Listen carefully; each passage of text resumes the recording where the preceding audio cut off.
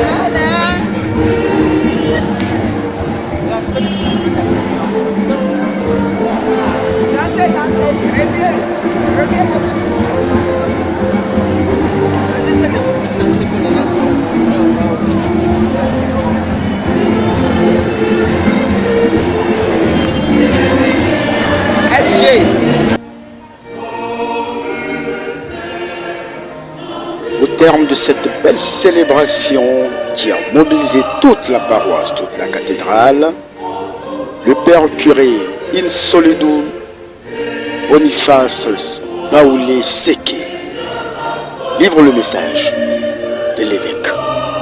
Il engage tous les paroissiens sur les pas de l'apôtre Saint-André, leur saint patron. Suivons le curé. Bonsoir Père Curé. Bonsoir Monsieur. Après deux grands événements, l'installation des curés, la montée pastorale, aujourd'hui la cathédrale Saint-André vit une solennité, celle de son saint patron. Alors quelle est l'importance d'une telle solennité pour une paroisse? Alors l'évêque l'a dit à son homélie là, célébrer un saint patron est toujours un événement très important pour un individu et même pour une paroisse. Et nous avons la chance de porter le nom d'un grand saint, un apôtre, un des premiers qui n'a pas voulu suivre tout seul le Christ, mais qui a voulu s'associer, ses frères, ses amis, ses cousins. C'est un grand homme que l'Église nous donne de célébrer aujourd'hui. Et nous qui portons le nom Saint-André, là, nous avons voulu célébrer de façon exceptionnelle, voilà, ce saint-là. Et c'est pour ça que nous avons voulu que l'évêque soit avec nous. Nous sommes la cathédrale Saint-André et l'évêque est le premier pasteur de notre église. Et c'est pour ça que nous avons voulu qu'il soit au milieu de nous pour partager avec nous son expérience et nous donner des orientations. Donc pour nous, célébrer un saint patron tel que Saint-André, c'est une occasion que l'Église nous donne de regarder ce grand homme-là, de voir ce qu'il est auprès du Christ, ce qu'il a fait avec lui et de l'imiter. Voilà. Qu'a-t-il de particulier, Saint-André? Qu'est-ce qui fait sa spécificité, sa particularité? Sa spécificité, c'est qu'il a été un des premiers à être appelé par le Christ. Et il a couru tout de suite pour informer son frère Simon et par la suite les autres qui se sont associés à la mission du Christ. Donc c'est un des premiers évangélisateurs. Voilà, un des premiers évangélisateurs. Il découvre le Christ, il ne le garde pas pour lui seul, mais il le partage avec les autres. Et pour nous, c'est un caractère très important dans la vie de ce saint-là. Ensuite, ayant suivi le Christ jusqu'au bout, il est passé par la croix, comme le Christ.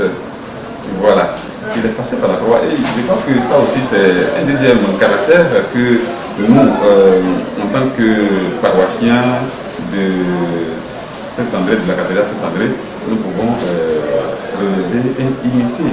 Voilà. Quelles ont été les orientations de l'évêque à partir de cette solennité? Alors, à partir de cette solennité, l'évêque nous a parlé de Saint-André et aussi de son frère Simon. Voilà, il nous a relevé un certain nombre de caractères, voilà, qui lient ces deux saints-là. Voilà.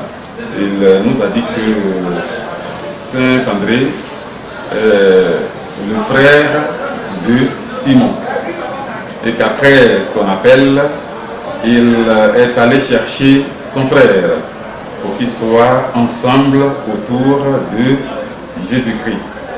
Mais ce qui est intéressant dans le discours de l'évêque, c'est qu'il nous dit que ces deux-là ont un caractère fort.